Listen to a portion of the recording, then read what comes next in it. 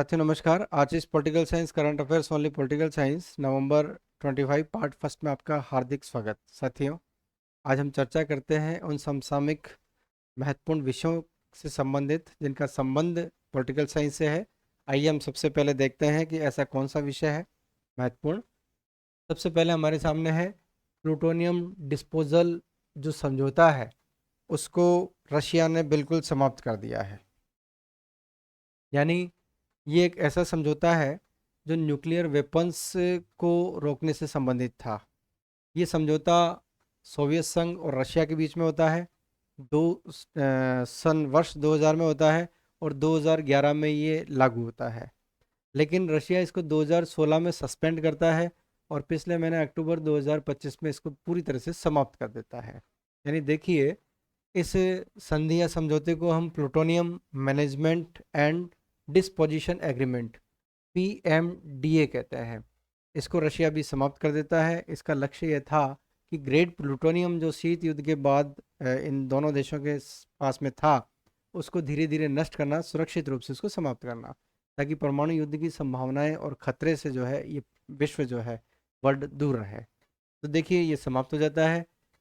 और हमें पता है कि एटम बम से रिलेटेड कुछ प्रमुख संधियां: comprehensive test ban treaty, non proliferation treaty, partially test ban treaty, treaty on prohibition of nuclear weapons, TPNW।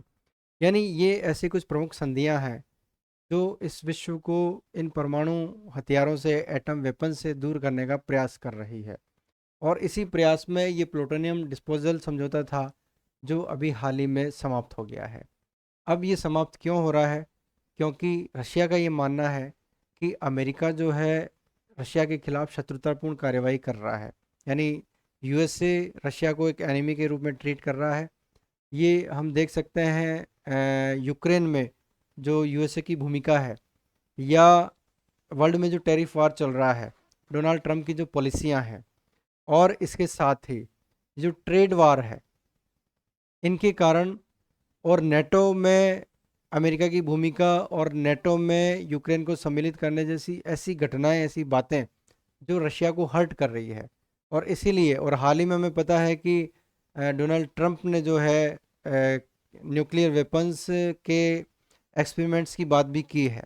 तो ये सारी जो परिस्थितियां हैं, इन परिस्थितियों ने रशिया को इस प्लूटोनियम डिस्पोजल से बाहर आने के लिए प्रेरित किया, या हम कह सकते हैं कि उसको एक तरह से फोर्स किया। तो ये प्लूटोनियम डिस्पोजल समझौता और रशिया का इससे बाहर होना, ये महत्वपूर्ण घटनाक्रम है। इसके बाद हम देखते हैं कि अभी हाल ही में अमेरिका के कुछ शहरों में चुनाव होता है मेयर्स का। जैसे हमारे यहाँ भारत में नगर निगम, नगर परिषद, नगर पालिका यानी स्थानीय शासन का जो लोकल गवर्नमेंट का जो शहरी स्वरूप है, वैसे ही अमेरिका के इन शहरों में, यानी न्यूयॉर्क, वर्जीनिया, मिसिसिपी, केंटकी, ओयोका, सिनसिनाटी, इन शहरों में जो चुनाव हुए लोकल गवर्नमेंट्स के, उस लोकल गवर्नमेंट के चुनाव में डेमोक्रेटिक पार्टी का शानदार दबदबा रहा। यानी डेमोक्रेटिक पार्टी, क्योंकि डोनाल्ड ट्रम्प जो है वो रिपब्लिकन पार्टी से है, और अब इन लोकल गवर्नमेंट्स के चुनाव में जब डेमोक्रेटिक पार्टी आ रही है, और विशेष रूप से अमेरिका के राष्ट्रपति की जो नीतियां हैं उनकी बिल्कुल विपरीत, जैसे हाल ही में अमेरिका में प्रवासियों की समस्या थी, अमेरिका के राष्ट्रपति ने अमेरिकन फर्स्ट की बात कही। अमेरिका के राष्ट्रपति ने कहा कि हम जो कुछ भी करेंगे अमेरिकन नागरिकों के लिए करेंगे, अमेरिका वहाँ महत्वपूर्ण है। और यहाँ पर अमेरिका ने प्रवासियों पर डाउट किया, शक किया, या प्रवासियों को बाहर निकालने की कोशिश करी। तो ये सारे जो विषय हैं, इन विषयों के बिल्कुल विपरीत जो धारा डेमोक्रेटिक पार्टी जिन विषयों की बात कर रही थी, जिनका पक्ष वो ले रही थी, उसी पक्ष में अमेरिका के नागरिकों ने वोट कास्ट किया। तो हम देख सकते हैं कि अमेरिका के इन लोकल गवर्नमेंट्स के चुनावों में डोनाल्ड ट्रंप को सीधी सीधी एक चेतावनी है। और ऐसा भी हो सकता है कि आने वाले राष्ट्रपति के चुनाव में डेमोक्रेटिक पार्टी जो है विजयी हो, ऐसी भी संभावना है। तो इन चुनावों में अमेरिकन मतदाता के एटीट्यूड का हमें पता लगता है, अमेरिका में क्या चल रहा है, सरकार क्या चाहती है और अमेरिका की जनता क्या चाहती है। ये सारी चीज़ें हमें अमेरिका के इन लोकल गवर्नमेंट्स के चुनाव में हमें नज़र आता है। यानी अमेरिका की समाज की जो विविधता है और जो समरसता है, इसकी जो संस्कृति है, उसको अमेरिका के लोग पसंद करते हैं, ऐसा इस चुनाव के रुझानों में हमें पता चलता है। तो ये अमेरिका के इन शहरों में लोकल गवर्नमेंट का चुनाव और उसका परिणाम और उसमें जनता की इच्छा क्या है, इस बात का हमें पता चलता है। आगे देखिए हम, देखिए एक बॉम्बे हाई कोर्ट का एक अभी हाल ही में डिसीजन हुआ है और उस डिसीजन में दो बातों को डिफाइन किया गया है, जिसको जनरली हम एक मान लेते हैं। ये दो बातें क्या है? देखिए, इसमें एक तो है मतदान की स्वतंत्रता, यानी वोट देने की हमें जो लिबर्टी है, एक विषय तो यह है। और दूसरा विषय है मतदान का अधिकार। देखिए, ये दोनों बिल्कुल अलग अलग है। मतदान की स्वतंत्रता क्या होती है और मतदान का अधिकार क्या होता है। देखिए, भारत का कोई भी नागरिक जो 18 वर्ष की आयु पूरी कर लेता है, वयस्क बन जाता है, उसको भारत के निर्वाचक नामावली में या वोटर लिस्ट में उसका नाम रजिस्टर्ड होता है। तो कोई भी युवा जब अपना मतदाता सूची में कोई भी युवा जब अपना वोटर आईडी कार्ड या एपिक कार्ड बनाता है, तो एपिक कार्ड किसी भी भारतीय नागरिक का बनना और मतदाता सूची में उस भारतीय नागरिक का नाम होना, दोनों अलग अलग बातें हैं। देखिए, कोर्ट ये कहता है कि जब आप 18 वर्ष के हो जाते हैं तो आपको वोट देने की स्वतंत्रता मिलती है। यानी हमारा जो पहला विषय है वो ये है कि 18 वर्ष का होते ही भारतीय युवा, उसको जब वोटर आईडी कार्ड जनरेट हो जाता है, मिल जाता है, वो रजिस्टर्ड हो जाता है, तो उसको क्या मिलती है? वोट देने की स्वतंत्रता मिलती है। यानी वो वोट दे सकता है। लेकिन ये स्वतंत्रता अधिकार में कब बनती है, कब बदलती है? जब उसका नाम मतदाता सूची में आ जाता है। यानी वोटर कार्ड बनना, एपिक कार्ड बनना एक अलग प्रक्रिया और उसका एक अलग स्वतंत्रता है, और मतदाता सूची में उसका नाम रजिस्टर्ड होना एक दूसरी प्रक्रिया है। यानी मतदाता सूची का अपडेशन निर्वाचन आयोग करता है। जैसे अभी हाल ही में बिहार में हुआ, 12 अन्य राज्यों में स्पेशल इंटेंसिव रिवीजन, यानी वहाँ मतदाता सूची अपडेट हो रही है। तो किसी व्यक्ति का एपिक कार्ड बनना और मतदाता सूची में उसका नाम दर्ज होना, दोनों बिल्कुल अलग अलग बातें हैं। एक मतदान की स्वतंत्रता है तो दूसरा मतदान का अधिकार है। यानी किसी युवा के पास में नया एपिक कार्ड आता है, वो एपिक कार्ड के आधार पर अपने नियरेस्ट मतदान केंद्र में जाके कहता है मैं वोट करूंगा। अगर उसका मतदाता सूची में नाम नहीं है तो वो वहाँ पर वोट कास्ट नहीं कर सकता। और मतदाता सूची में नाम रजिस्टर्ड करने का काम निर्वाचन आयोग का होता है। और ये एसआईआर के माध्यम से या समय समय पर जो वोटर लिस्ट है उसका अपडेशन होता है, उसकी एक पर्टिकुलर तारीख होती है, तब तक वो निर्वाचन आयोग उसका रजिस्ट्रेशन करता है। तो मतदान की स्वतंत्रता और मतदान का अधिकार, एपिक कार्ड का बनना और उस एपिक कार्ड में जिसका नाम है उसका मतदाता सूची या वोटर लिस्ट में नाम आना, दोनों अलग अलग बातें हैं। बॉम्बे हाई कोर्ट का ये डिसीजन हमारे लिए महत्वपूर्ण है। आगे हम देखते हैं विदेश संबंधों से संबंधित एक महत्वपूर्ण जो इन्फॉर्मेशन है कि भारत का जो है अफ्रीका महाद्वीप से जो है, अफ्रीका के देशों से संबंधों में तेजी से विस्तार हो रहा है। यानी ये भारतीय विदेश नीति का एक नया आयाम हम कह सकते हैं, एक नई दिशा है। कि हम ये जानते हैं कि हाल ही में ट्रेड वॉर चल रहा है और एक राष्ट्र अपने राष्ट्र हितों को ध्यान में रखते हुए काम करता है। तो भारत संभावनाएं देख रहा है अफ्रीका के देशों के साथ आयात निर्यात, वहाँ टेक्नोलॉजी देना, अफ्रीका महाद्वीप के देशों को व्यापार के रूप में देखना और उनके साथ अच्छे संबंधों को स्थापित करके संतुलन की स्थापना करना, जिससे हम यूरोप महाद्वीप के देशों पर या चाइना या अमेरिका के ऊपर ज़्यादा डिपेंडेंट ना हो। तो ये भारत की एक विदेश नीति है। और हाल ही में इसके लिए हम देखते हैं कि अभी आज ही जो है राष्ट्रपति द्रौपदी मुर्मू हमारे जो है वो अंगोला और बोत्सवाना की यात्रा पर है। यानी ये अफ्रीकन कंट्रीज़ हैं इनके साथ भारत अनेक तरह के संबंध बनाने की कोशिश में है। अनेक संधियां, अनेक विषयों पर चर्चा, जिससे दोनों देश एक दूसरे की मदद कर सके और इस विश्व को संतुलित कर सके, भारत की राष्ट्रीय हितों की पूर्ति हो सके। ये जो है भारत जो है दक्षिण अफ्रीका के साथ, सॉरी, अफ्रीका महाद्वीप के देशों के साथ। और यहाँ पर ये बात ध्यान रखना है कि G20 जो भारत में होता है, उसके साथ ही भारत G20 में अफ्रीका को भी एक्टिवेट करता है। यानी G20 में अफ्रीकी संघ को शामिल कर लिया गया। हम जानते हैं कि G20 में जो है 18 देश है, 19वां यूरोपियन यूनियन उसके साथ बातचीत करता है, और 20वें के रूप में हम इसको अफ्रीका महाद्वीप के देशों को या अफ्रीकी संघ को कह सकते हैं। तो किस तरह से भारत जो है G20 के साथ भी, जिसमें विश्व के विकसित और विकासशील दोनों तरह के देश हैं, उनके साथ अफ्रीकी महाद्वीप के देशों को इन्वॉल्व कर रहा है, अफ्रीकी संघ को इन्वॉल्व कर रहा है, जिससे इस विश्व में ज़्यादा सहयोग हो और भारत आत्मनिर्भर बने, ऐसा भारत का सोचना है।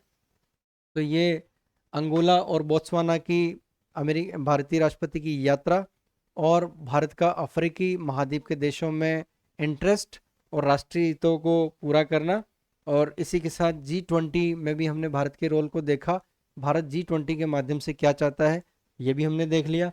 इसके साथ ही, क्योंकि G20 हमारे सामने आता है, तो G20 के बारे में हम थोड़ा सा जान लेते हैं। यहाँ 19 प्रमुख अर्थव्यवस्थाएं हैं, जिनमें ये प्रमुख देश इसमें सम्मिलित है।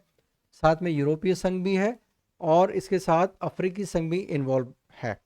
इस प्रकार जो है G20 के जो देश है, समस्त दुनिया के लगभग 2/3 आबादी है इसमें, और इसकी स्थापना 1999 में हुई थी और 2008 में, हालांकि स्थापना के समय में इसका उद्देश्य आर्थिक था, लेकिन 2008 के बाद में ये विश्व के लगभग सारी समस्याओं में, सारी आवश्यकताओं के संबंध में चर्चा करने लग गया है, उसके लिए प्रयास करने लग गया है और एक बेहतर विश्व बनाने की कोशिश में है, एक अंतर्राष्ट्रीय संगठन के रूप में हमारे सामने है।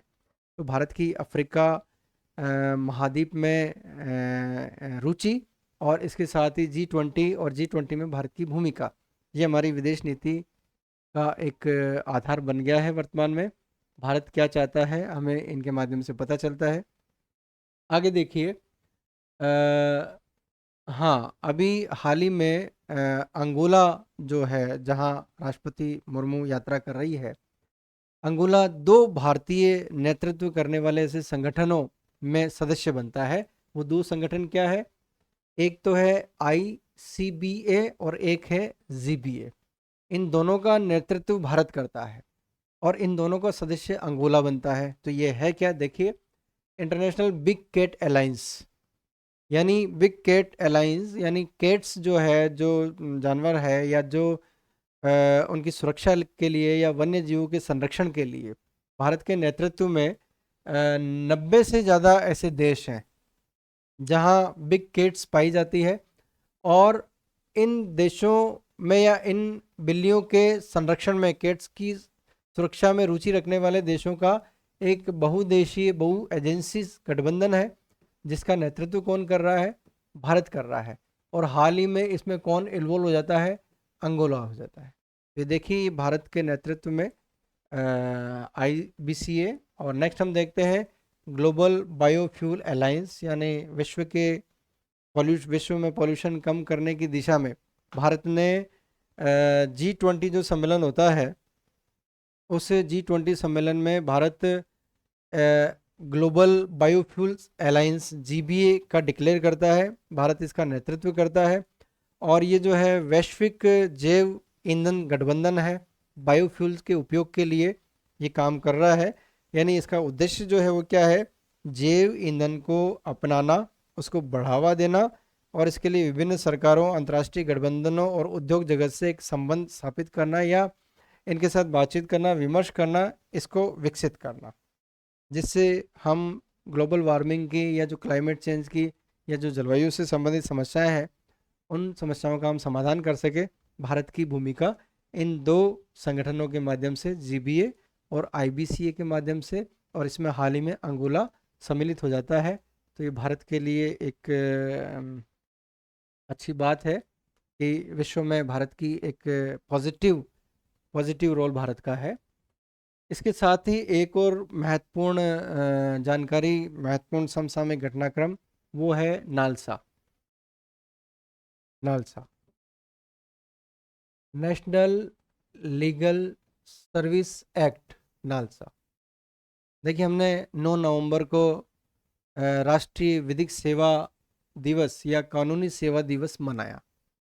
और ये नालसा क्या है? नालसा जो है विधिक सेवा प्राधिकरण अधिनियम एक्ट 1987 के माध्यम से अस्तित्व में आता है।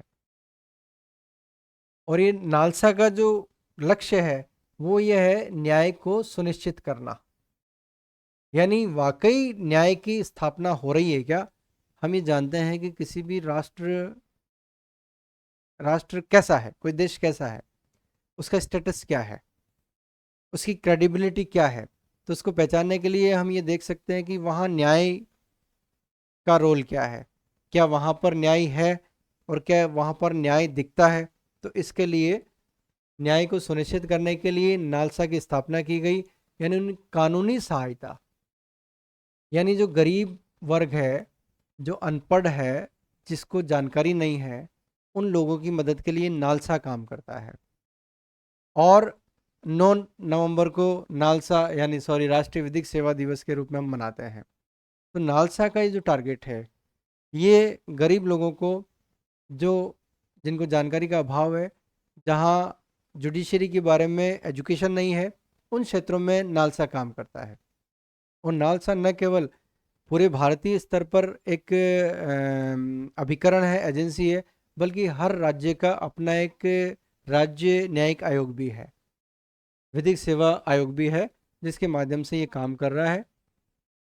यानी आज जो हम लोक अदालतों का जो कॉन्सेप्ट देखते हैं, या जो प्री लिटिगेशन सेटलमेंट्स हैं, या जो बहुत सारे संख्या में लाखों में विवाद जो जल्दी सॉल्व हो रहे हैं बहुत अच्छे माहौल में, और कम से कम उसमें अगर जनता का पैसा खर्च हो रहा है, तो उसके पीछे जो भूमिका है वो इस नालसा की है।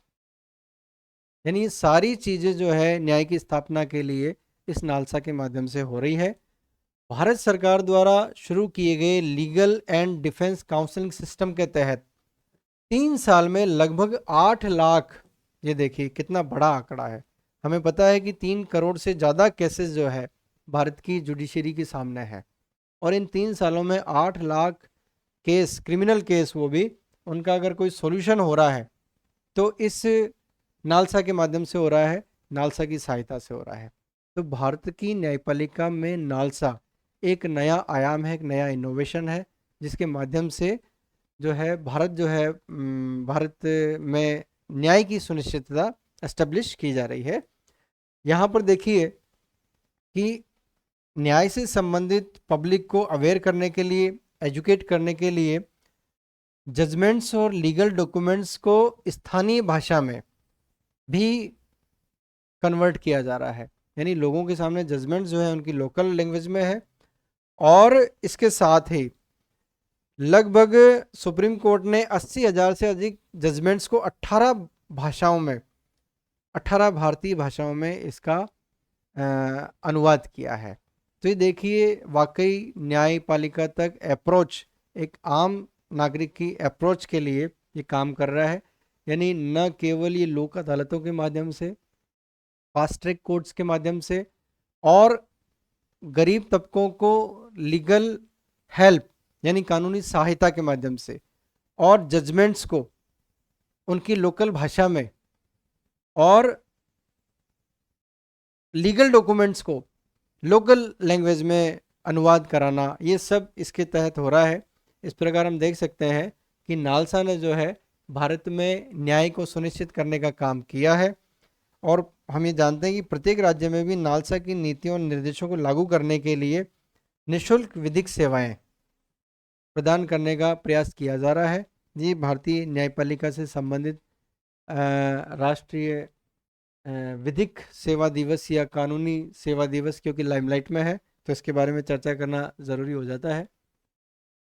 तो इस प्रकार हमने 3-4 ऐसे विषयों को हमने छुआ है जो समसामयिक घटनाक्रम से संबंधित है। जिसका संबंध पॉलिटिकल साइंस से है। और इसके अलावा भी जैसे हम ये जानते हैं कि हाल ही में पाकिस्तान में एक 27वां संविधान संशोधन विधेयक वहाँ की सीनेट ने पारित कर दिया है। और ब्राज़ील के बेलम में भी एक जलवायु सम्मेलन हो रहा है। विश्व में जलवायु से संबंधित कौन सी समस्याएं हैं। इसके अलावा भारत और अमेरिका के बीच में वापस अच्छे संबंधों की शुरुआत हो रही है।